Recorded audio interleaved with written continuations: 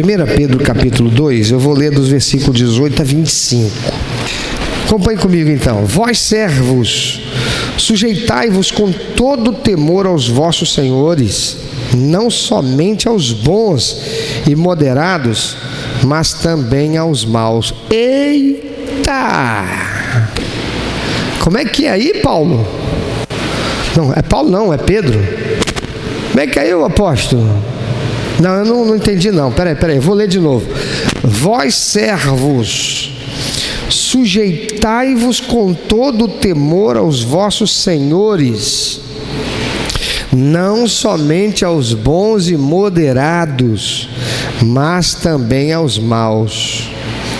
Porque isto é agradável, que alguém, por causa da consciência para com Deus, suporte tristezas, padecendo injustamente.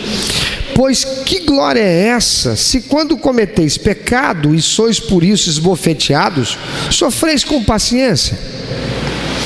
Mas se quando fazeis o bem e sois afligidos, o sofreis com paciência, isso é agradável a Deus. Porque para isso foste chamados, porquanto também Cristo padeceu por vós, deixando-vos exemplo para que sigais as suas pisadas.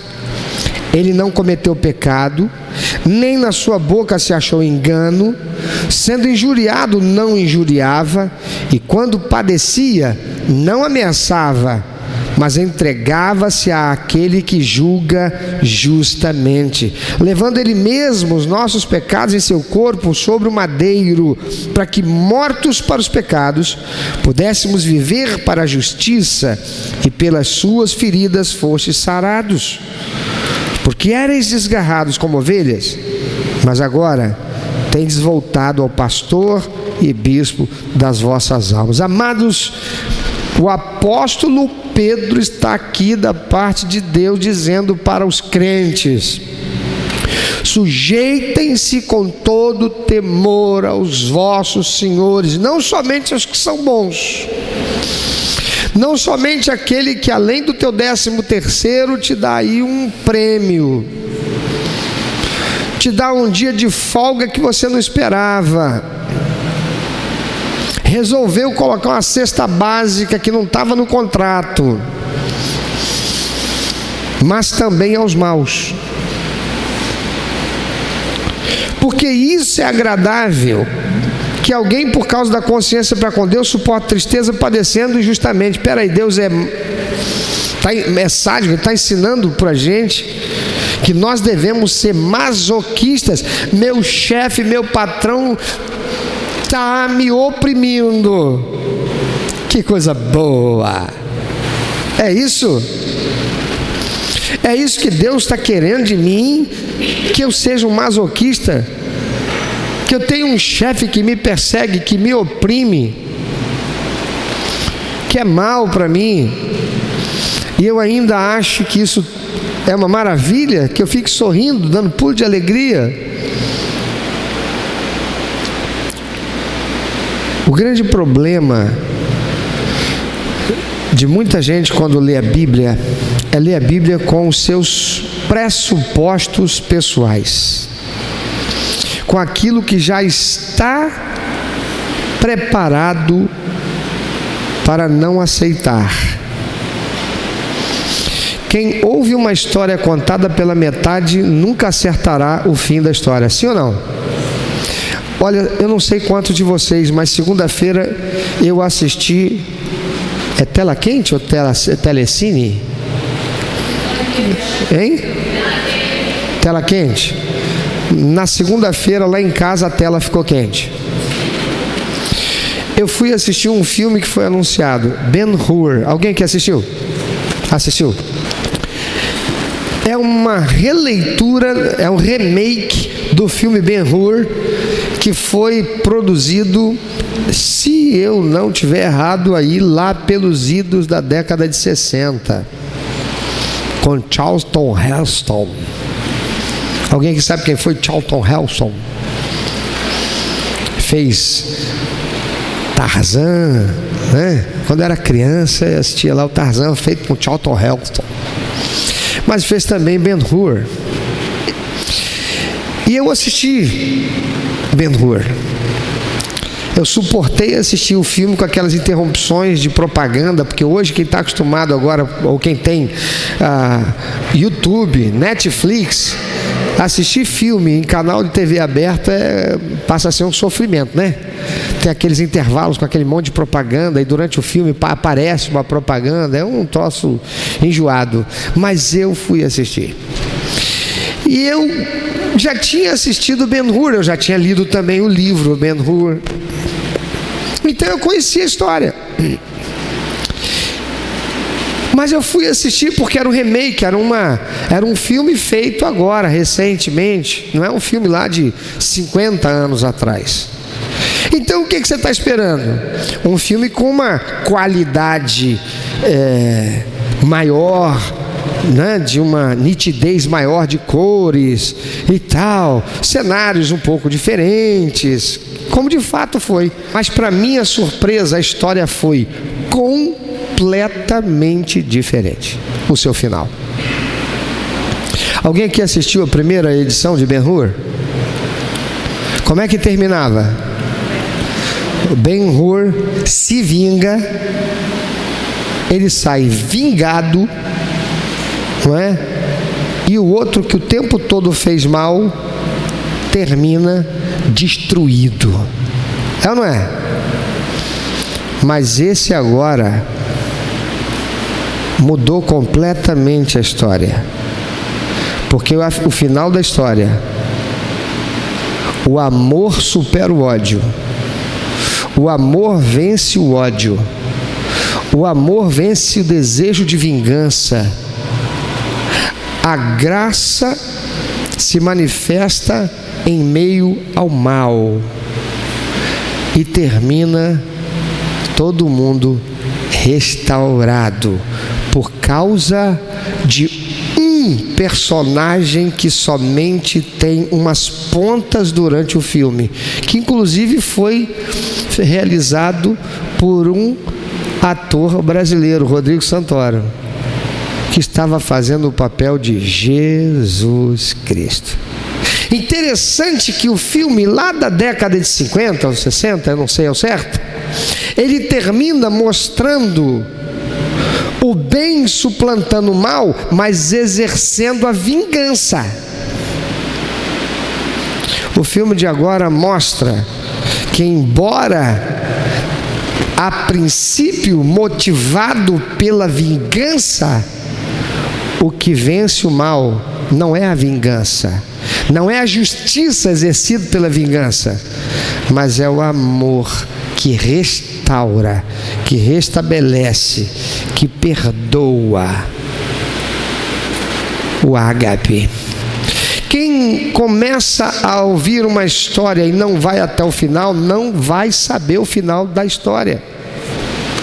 Tem muita gente que começa a ler a Bíblia, não vai até o fim de um determinado texto, de um contexto, e faz um prejuízo e até para de ler a Bíblia, equivocadamente definindo aquilo que não foi dito pela palavra de Deus.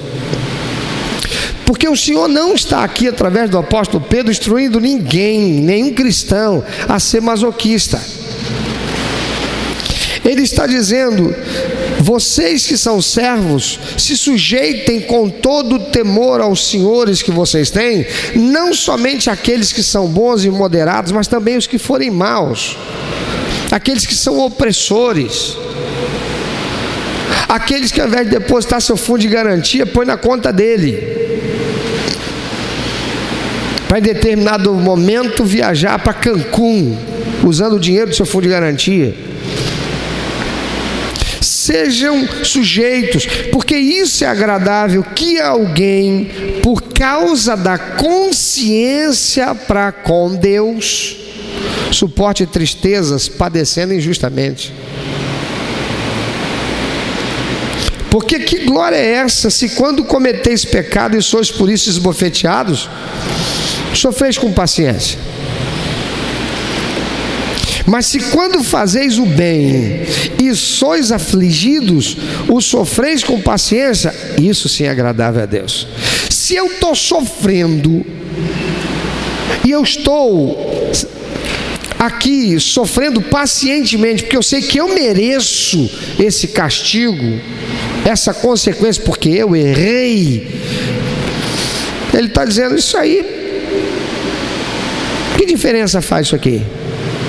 O que faz diferença é se enquanto você está sofrendo injustamente, você o fizer com paciência, sem amaldiçoar ninguém. Isso sim é agradável a Deus. Por quê? Porque para isso vocês foram chamados. O quê? Para sermos masoquistas? Pisoteados? Não.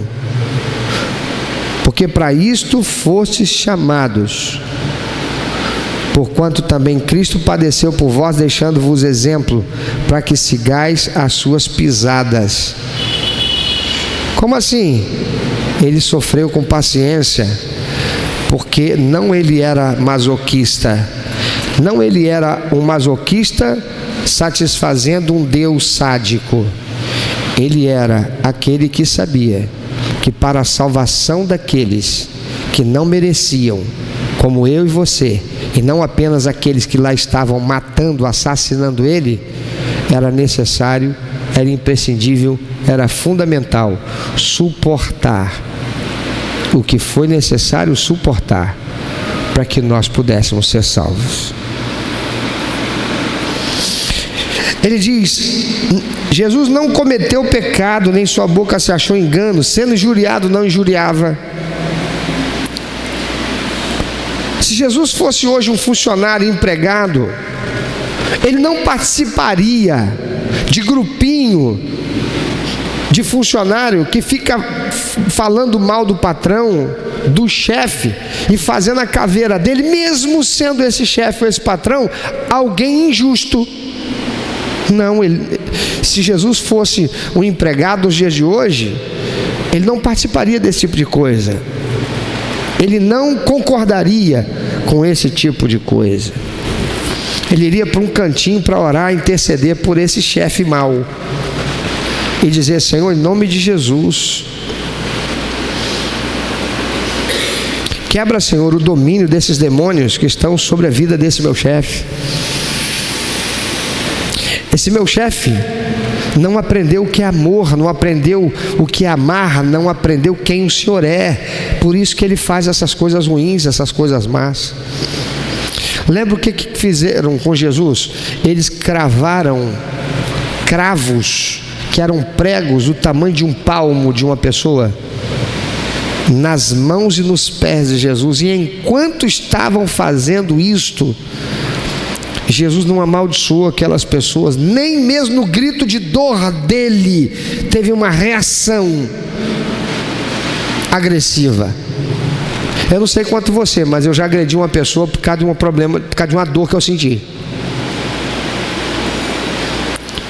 A pessoa passou por mim, pisou no meu pé sem querer. Na minha reação, eu peguei aquela pessoa e joguei ela longe. Você já passou por alguma coisa, já fez alguma coisa parecida?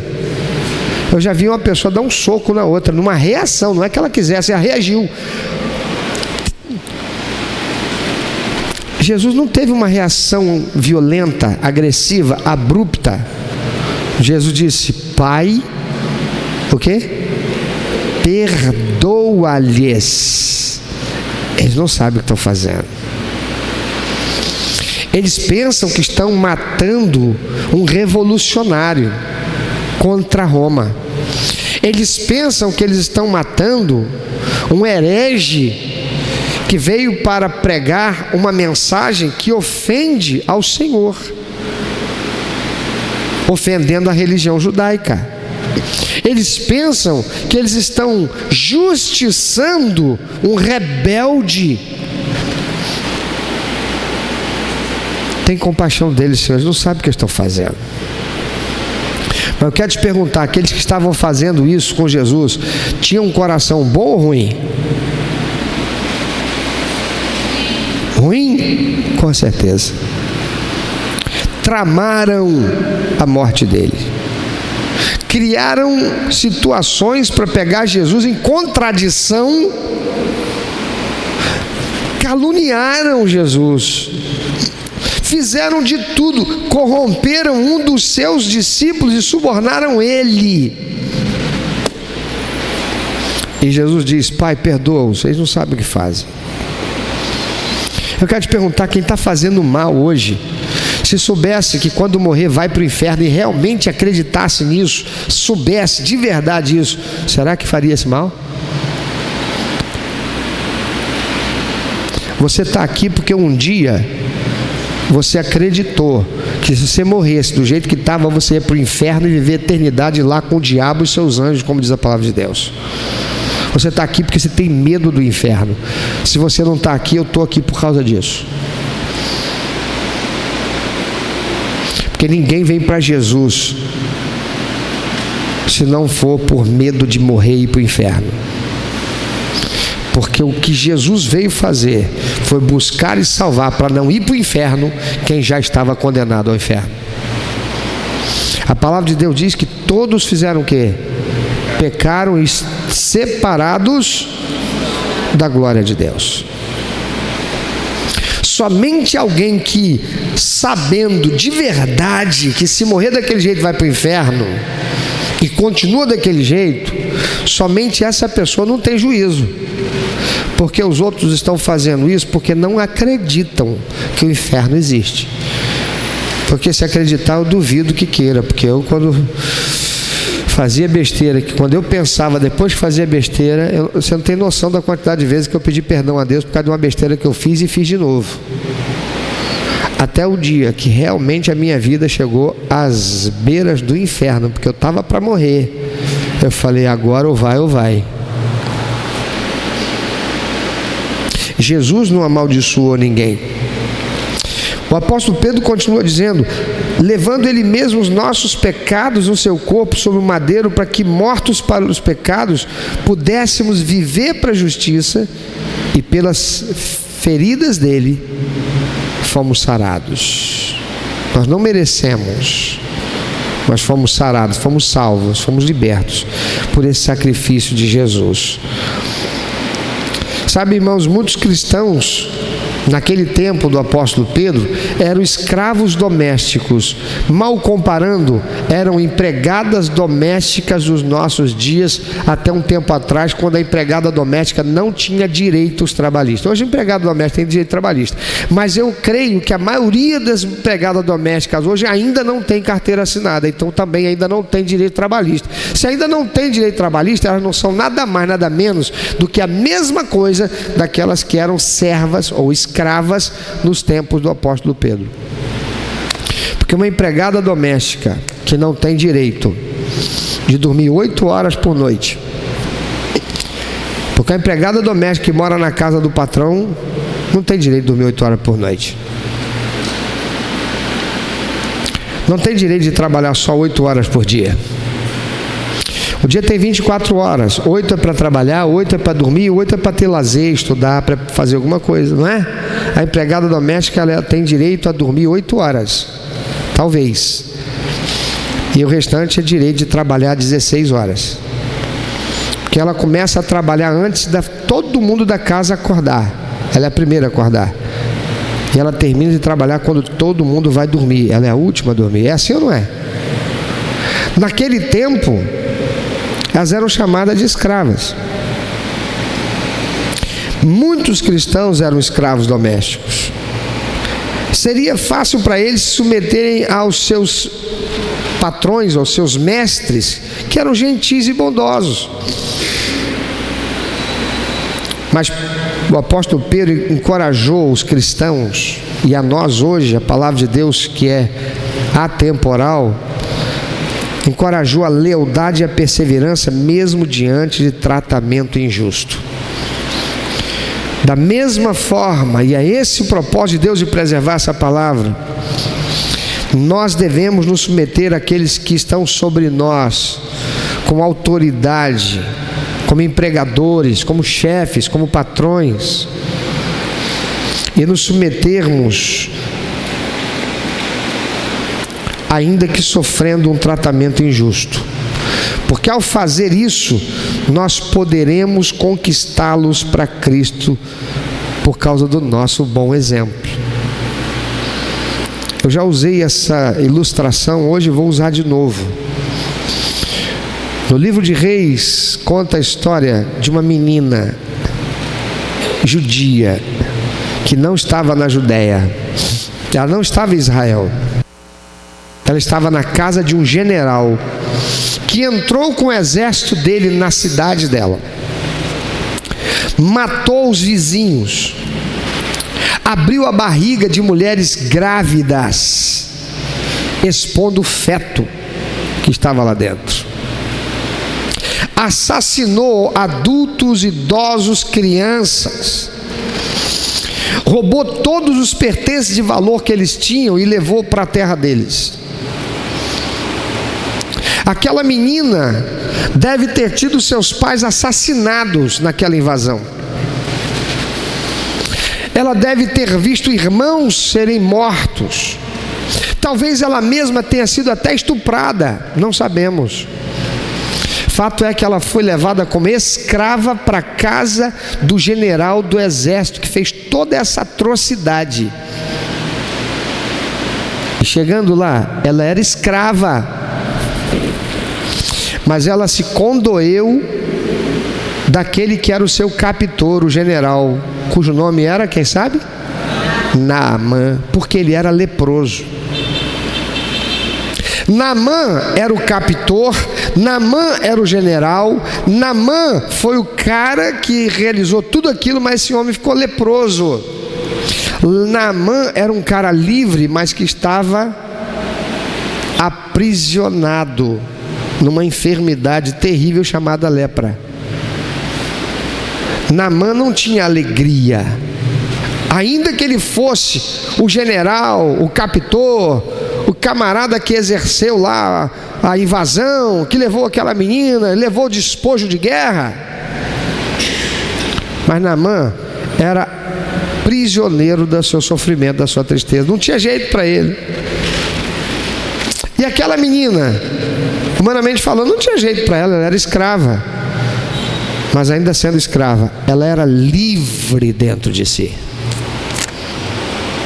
Ela podia pegar e em vingança envenenar Naamã e toda a família dele, matar todo mundo em vingança por causa do que eles fizeram com a família dela.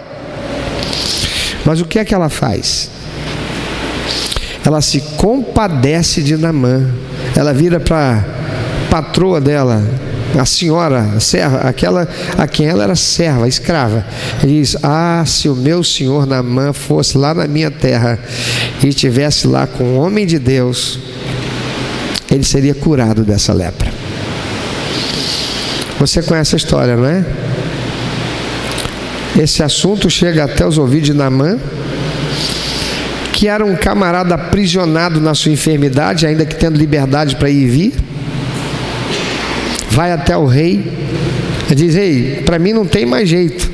Mas eu ouvi essa escrava dizer isso. Eu te pergunto, por que é que um general dá ouvidos a uma escrava? Será que se aquela menina guardasse com ela rancor, ódio, desejo de vingança, ela seria uma escrava que o seu amo olhasse para ela e desse ouvidos a alguma coisa que viesse dela como sendo bom? Sim ou não? Claro que não.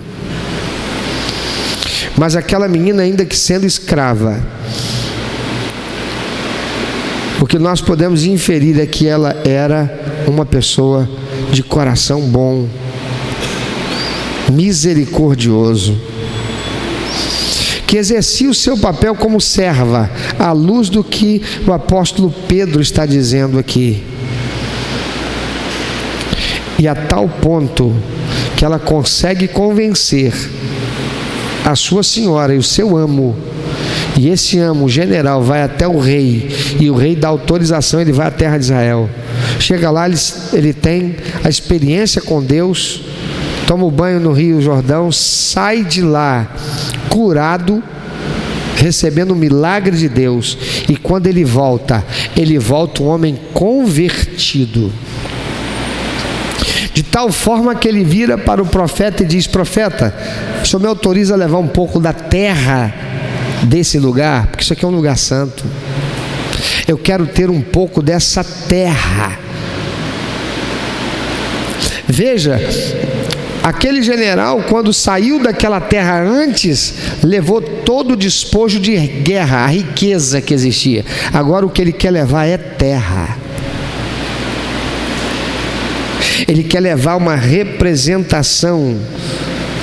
Ele quer levar algo que para ele pareça tangível da presença de Deus. Porque ainda que sendo captor e tendo levado escravos e tendo feito o que fez,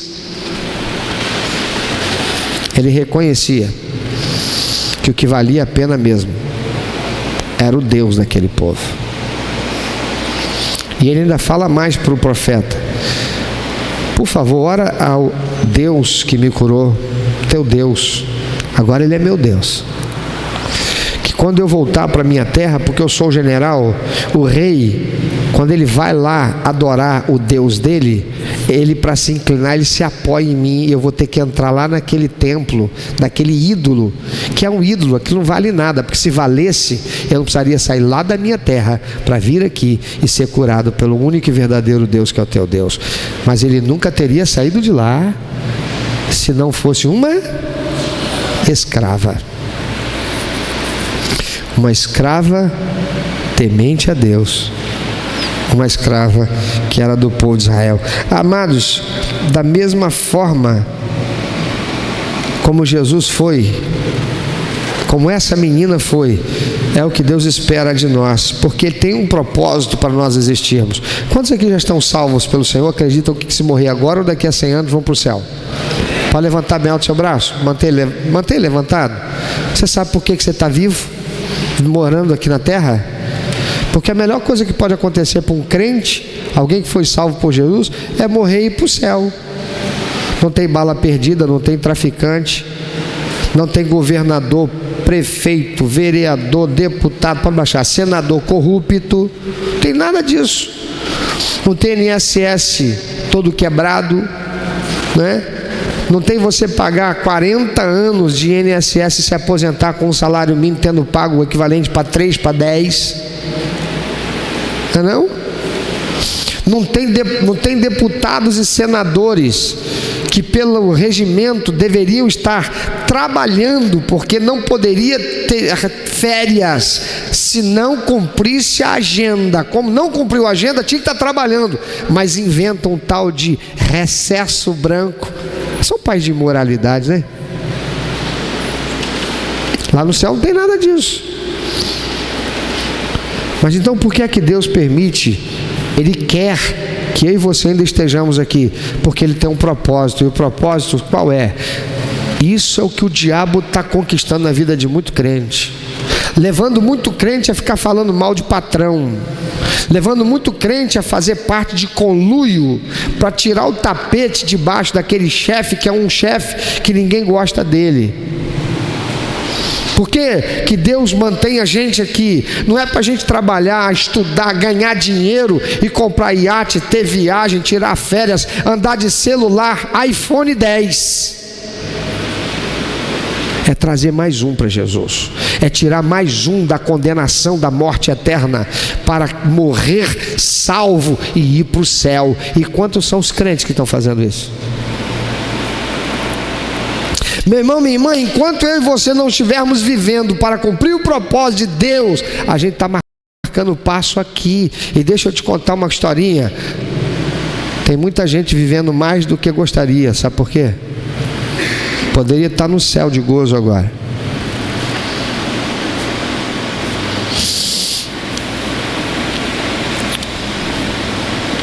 Mas Deus está dando oportunidade para cumprir o propósito para a sua existência.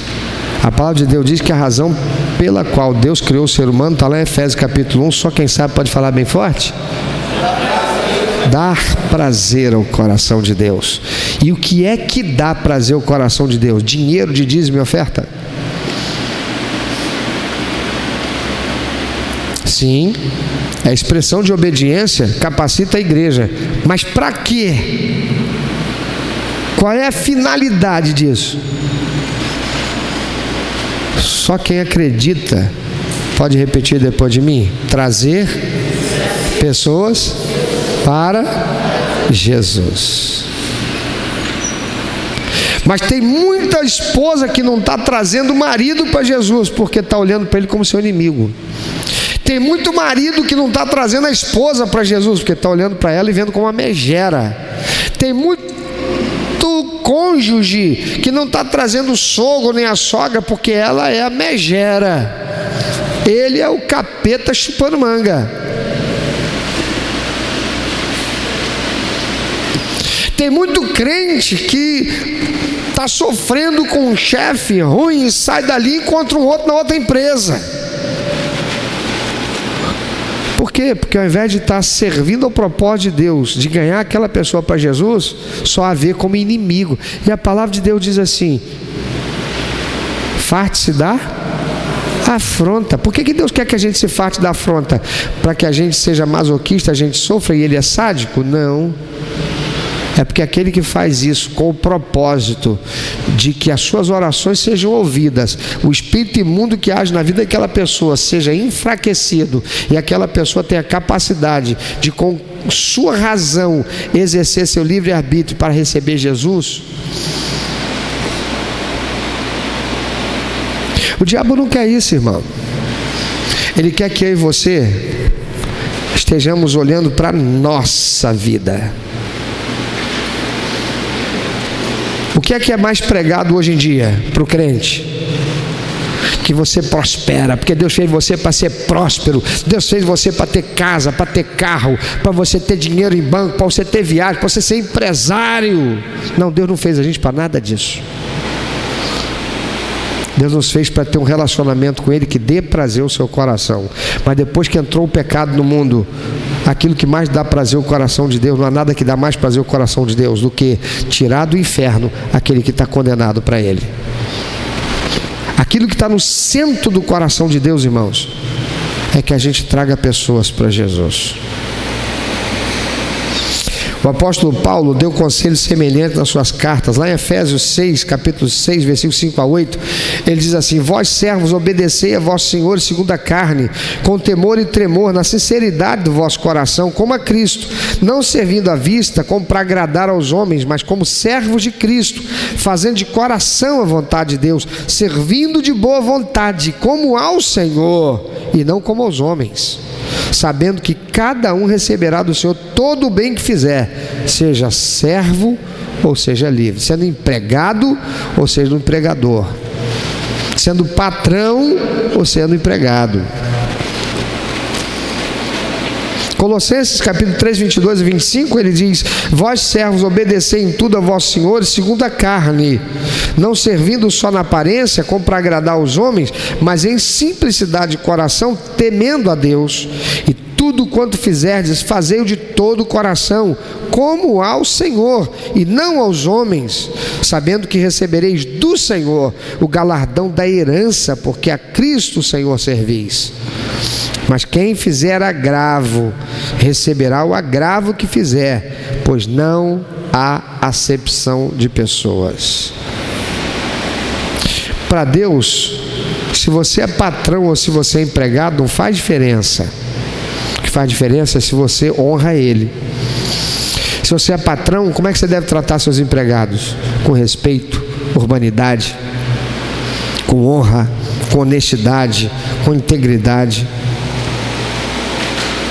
Tem muito chefe que ele não quer saber se o funcionário, quando chegou, muito patrão, não quer saber se o funcionário, quando chegou, ele está ali, calado, amuado, ele não está conseguindo produzir. Ele normalmente teria que fazer 100 peças no dia, já passou metade do dia, ele não conseguiu fazer nem 10.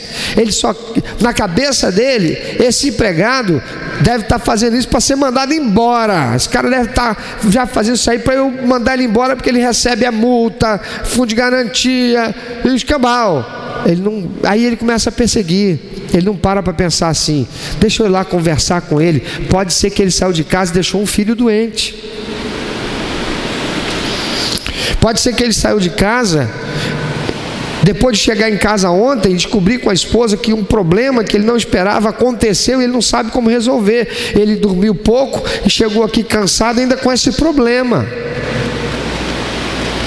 Para Deus não interessa se você é patrão ou se você é empregado. Para Deus importa é o que você está fazendo. Você está fazendo o quê? Aquilo que honra a Ele? Você está olhando para o seu semelhante e amando a Ele como a si mesmo? E por isso você demonstra esse amor?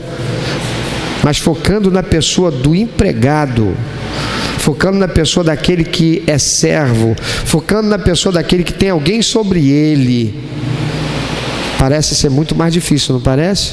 Como de fato é. E o que o Senhor está ensinando aqui é: ama, fala mal não, não quero mal não, não guarda ressentimento não, te tratou com ignorância, faz parecer até que você não é gente, que você é um bicho, pela forma como te trata.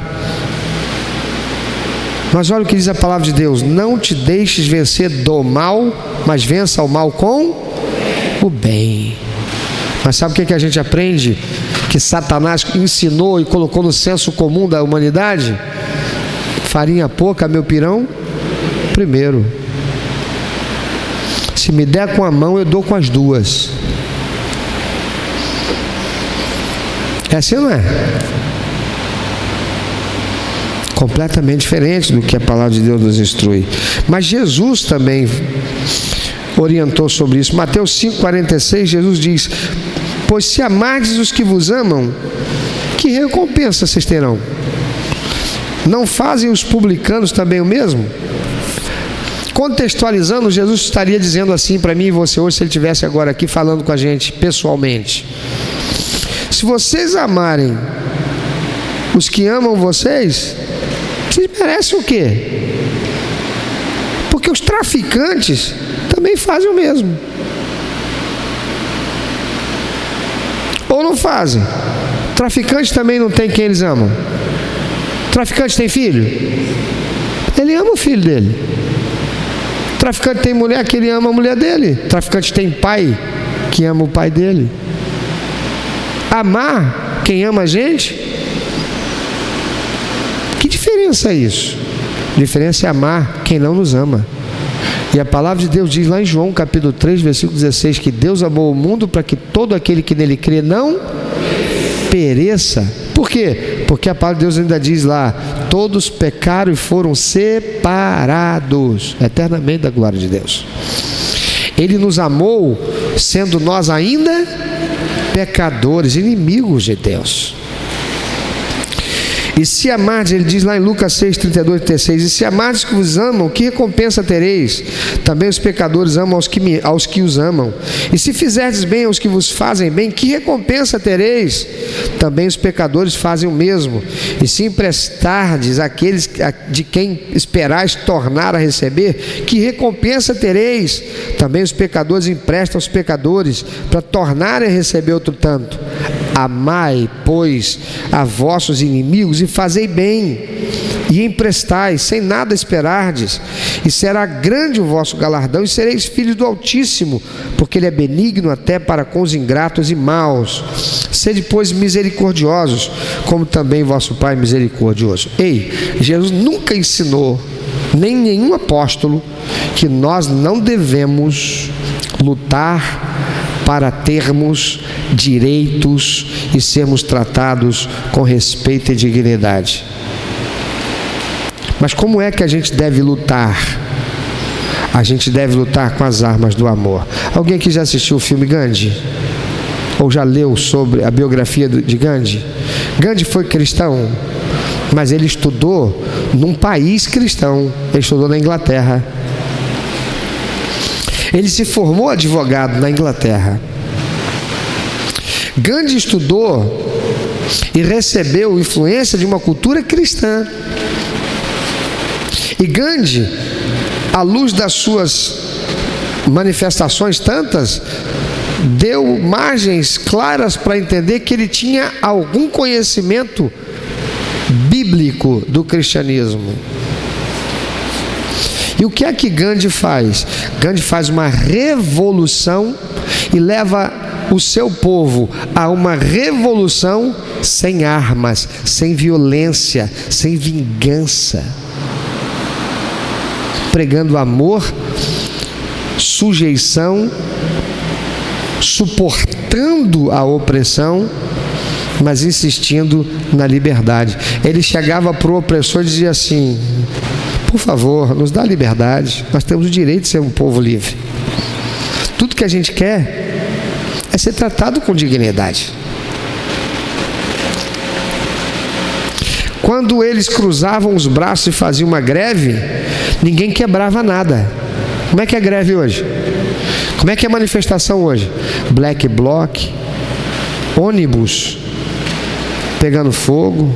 Mas isso não é hoje. Há quanto tempo isso é assim? Algum problema de você pegar e fazer o seu patrão parar para te ouvir? Não. E tem forma de parar o patrão para ouvir do que cruzando o braço e deixando de trabalhar? Ele para, não para ouvir? Porque ele vai pensar: estou deixando de ganhar dinheiro hoje. Mas não é falando mal dele, não é fazendo intriga contra o chefe, não é quebrando uma ferramenta de trabalho para dar prejuízo ao patrão, não é nenhum outro ato, seja ele qual for, de vingança, que vai conseguir operar o bem que se deseja. E é por isso que Deus está dizendo através dos apóstolos e do próprio Jesus, que era Deus encarnado: ama o teu inimigo, farte-se da afronta, porque o papel mais importante que você exerce na face da terra é ser meu instrumento para colocar em liberdade o que está cativo, para levar à luz o que está nas trevas, para tirar da escravidão aquele que serve a Satanás, para tirar da condenação eterna aquele que está condenado ao inferno. Pensa sobre isso. Talvez não seja o seu patrão, talvez seja seu marido. Talvez não é o seu marido, é a sua esposa. Talvez não seja nem teu marido, nem tua esposa, nem teu patrão, é teu vizinho. Talvez seja o síndico do teu prédio. Talvez seja o teu pai, teu tio, tua tia, teu avô. Alguém que tem algum poder sobre você. Pode te mandar embora, pode te desempregar, pode te oprimir, pode te produzir privação. Não lute com as armas do diabo. Não lute pelas regras desse mundo que está sob o domínio do maligno. Você é um filho de Deus, uma filha de Deus. Às vezes nós, por sermos humanos e vivermos num ambiente tão estressante, neurotizado como nós estamos vivendo, e sujeitos a tanta influência maléfica, às vezes nós podemos ter um momento de fraqueza e uma reação momentânea a algo que nós sofremos. Mas nós sempre temos um minuto depois para a gente pegar e dizer: puxa, me perdoe, eu não queria ter feito isso não, desculpa aí, perdão. Ou simplesmente a gente fechar o coração e a gente se preparar para a possibilidade de, em algum momento, a gente sofrer uma traição, a gente sofrer um desmando, a gente sofrer uma opressão, a gente sofrer a opressão daquele chefe, daquele patrão, a injustiça deles. O mundo vai dizer assim pra gente, e o mundo são os demônios que estão aí a servir de Satanás, regendo o sistema que rege a sociedade. Vai dizer assim: otário, idiota, mané. Até quando vai deixar passarem por cima? Virou capacho agora? É aquela vozinha que diz assim dentro da mente da gente, como sendo a gente falando, mas não somos nós. Eu não vou ser capacho não. Tô pensando o quê? Tá pensando o quê? Ele tá pensando o quê? Que ele casou para ter uma empregada doméstica? Ela tá pensando o quê? Eu já trabalho a beça, eu chego em casa, ela ainda quer que eu vá lavar a louça. E se eu não lavar, eu já sei. Quando eu chegar lá no banco, as portas vão estar fechadas. Chegar no caixa eletrônico, vai estar dizendo lá: fora de operação.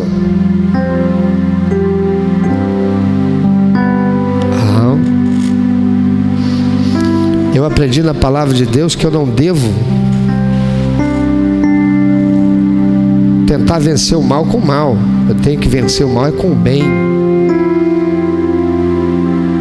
Eu não vou ficar saindo na minha defesa, porque se eu ficar saindo na minha defesa, eu não tenho defesa. Porque o que eu posso contra a hoste espiritual da maldade que está dominando o mundo inteiro? Eu preciso de Deus para me defender. Eu preciso que o Espírito Santo interfira. Eu preciso de Deus. E eu vou expressar amor. Eu vou amar aquele que não merece. Eu vou amar aquele que se coloca como meu inimigo. Eu vou orar por ele, numa oração que vai abrir o céu e Deus vai operar. Porque Deus só atende, meu irmão, minha irmã, uma oração que é produzida com o coração puro e com as mãos limpas. Então eu quero agora estimular você. Você já tem sentido mágoa, você tem se ressentido. Teu patrão, teu chefe, teu marido, teu filho, tua esposa, teu irmão, teu vizinho, teu síndico, alguém. Pede perdão para Deus, porque Deus não fez o teu coração para ser depósito de lixo.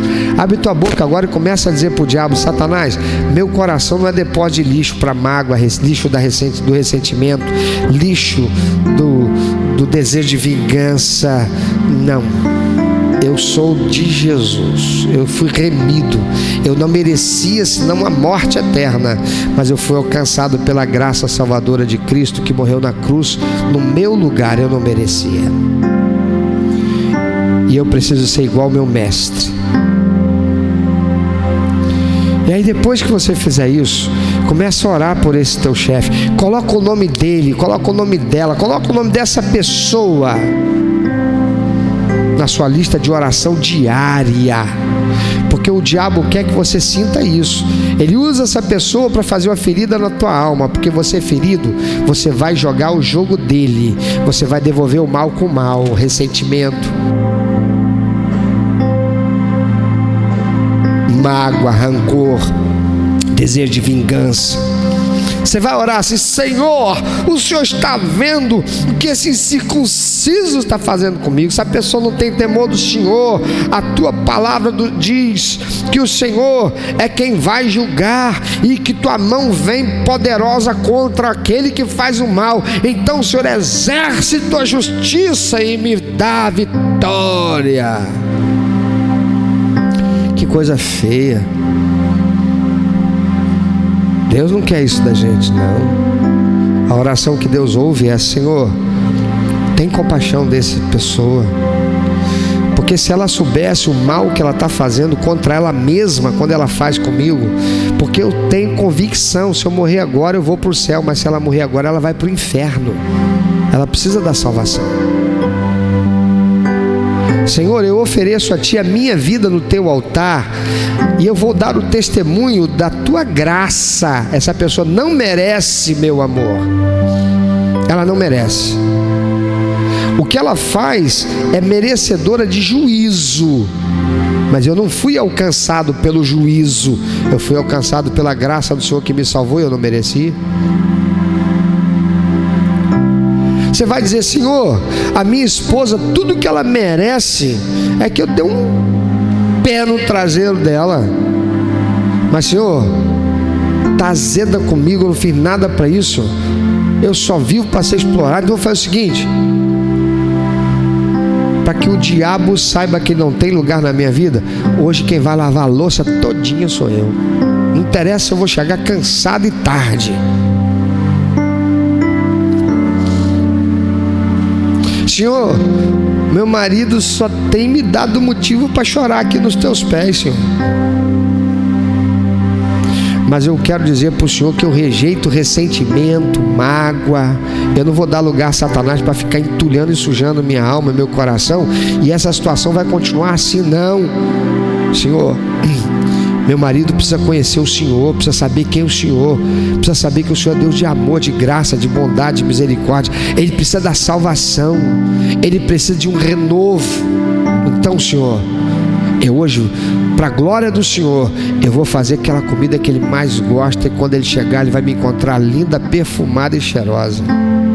Só porque eu quero que o diabo saiba que ele não vai me dominar, ele não vai me manipular usando o infeliz do meu marido. Meu marido precisa se tornar um homem feliz. Mas o que a gente ouve é o quê? O quê? Esse desgraçado é ruim, hein? Esse pastor aí é um doido. Eu sou mesmo, porque eu estava morto, eu ia para o inferno e fui alcançado pela graça da salvação. Eu não merecia a salvação. Eu sei que eu estou aqui porque eu tenho que levar muita gente para os pés de Jesus. Eu tenho que saquear o inferno. E por mais vidas que eu seja responsável por levar ao céu até o fim da minha existência, não terá sido nada para valer o sacrifício que Jesus fez para me salvar.